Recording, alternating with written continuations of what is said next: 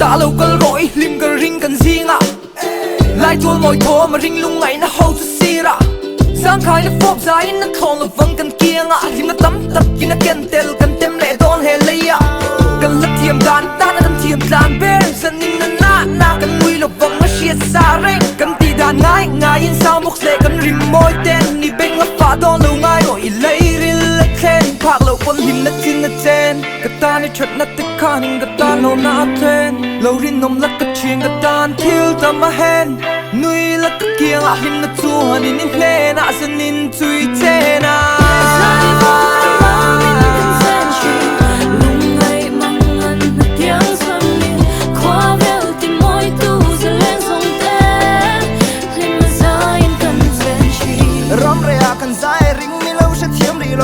anh thổi từ win chân ruột từ nền từ khiến gần lâu in talk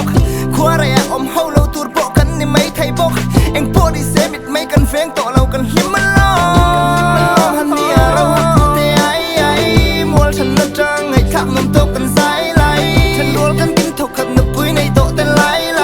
xe nó cần khép tỏ lâu cho sang hiên bài đây hiên nhưng nó cứ hiên đến huân đất đất thì kiêng xe cần xua tôn lệ cần chung ngắt thanh ở biếng té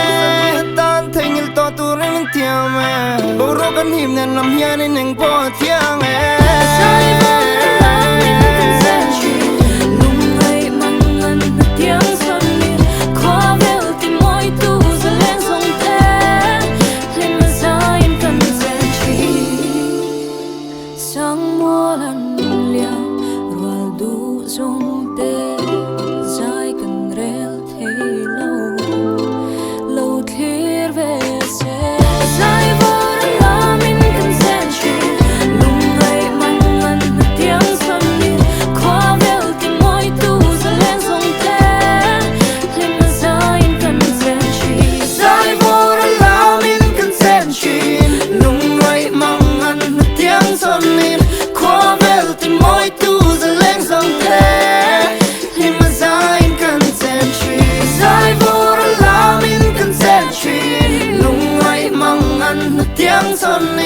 khoa vel tìm môi tu giờ lên dòng té lima zain cần sen chin